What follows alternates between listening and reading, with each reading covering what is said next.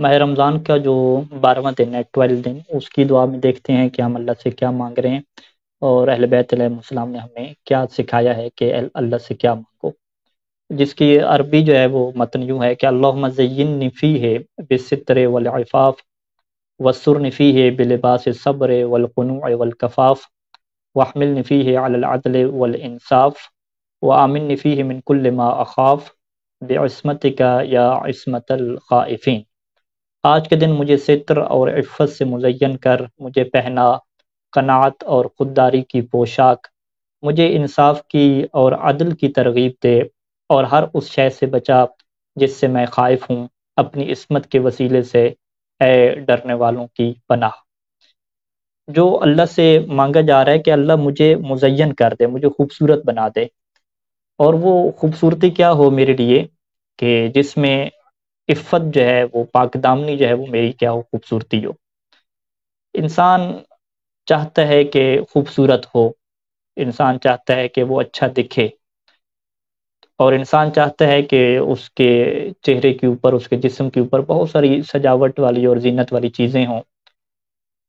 اہل بیت علیہ السلام جس زینت کی طرف جوانوں کو اور مومنوں کو متوجہ کر رہے ہیں کہ وہ یہ زینت ہے کہ انسان کے اندر ایک صفت آ جائے کہ جسے عفاف یا عفاف کہتے ہیں۔ عفاف ایک ایسی چیز ہوتی ہے کہ جب اس بندے کے اندر آ جاتی ہے تو وہ ہر جو گندی چیز ہوتی ہے، جو بری چیز ہوتی ہے، اس سے پھر اپنے آپ کو بچا کے رکھتا ہے، جسے ہم یہ کہتے ہیں کہ پاک دامنی کہتے ہیں، کہ وہ اپنے آپ کو آلودہ نہیں ہونے دیتا، گندا نہیں ہونے دیتا۔ وہ دل کہ جس دل میں امام حسین علیہ السلام کی محبت ہے، پھر اس میں وہ دنیا کے جو لوگ ہیں، جو گندے لوگ ہیں، ان کی وہ محبت اس میں نہیں بساتا۔ وہ دل کے جس میں امیر المؤمنین علیہ السلام کی محبت ہے، پھر اس میں وہ نہ محرموں کی محبت اور کسی دنیا کی چیزوں کی محبت کو وہ نہیں بٹھاتا۔ وہ دل کے جس میں کربلا والوں کی محبت ہوتی ہے،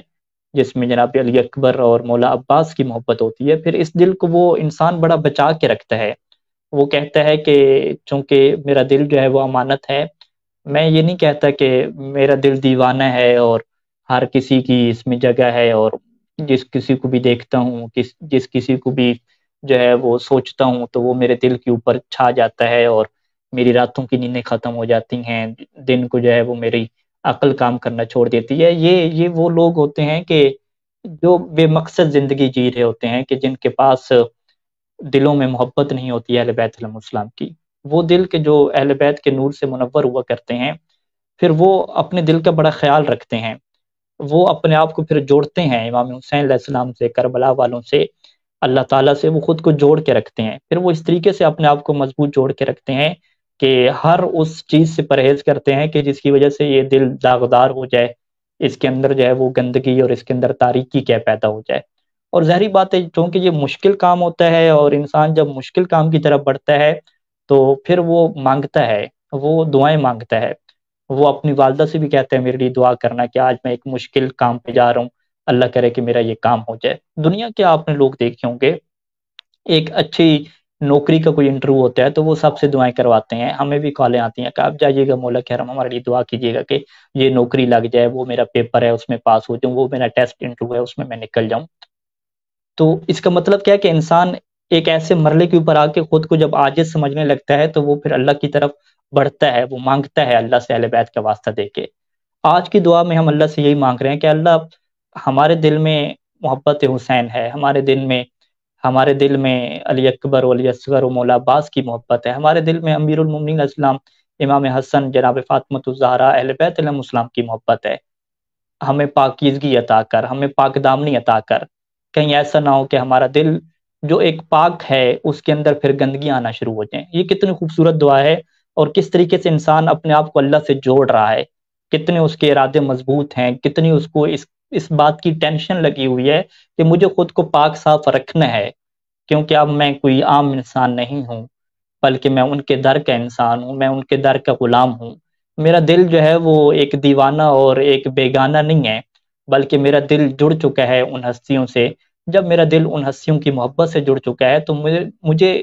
اپنے دل کو بچا کے چلنا ہے، مجھے اپنے آپ کو بچا کے چلنا ہے، مجھے اپنے دامن کو صاف کر کے چلنا ہے، مجھے اپنے دل کو پاک کر کے چلنا ہے۔ تو اس کے لیے اللہ سے مانگنا پڑتا ہے اور ماہ رمضان میں خصوصاً انسان اس چیز کو اللہ سے مانگے، وہ مہینہ کہ جس میں اللہ کے رسول یہ فرمایا کرتے تھے کہ تم تو اس مہینے میں اللہ کے مہمان بن جاتے ہو، لہٰذا اللہ سے مانگا کرو، یہ اللہ نے کہا ہے کہ مجھ سے مانگو میں تمہیں عطا کرتا ہوں۔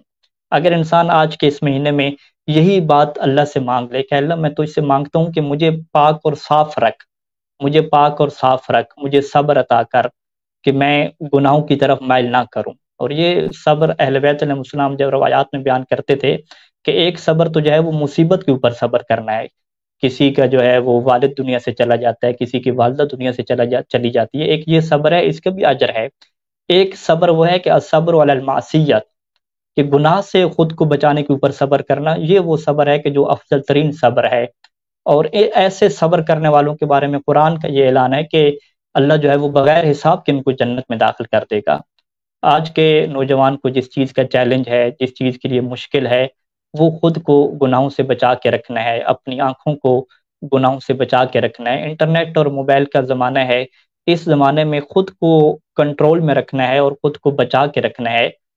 خود کو بچا کے رکھنا، صاف ستھرا رکھنا،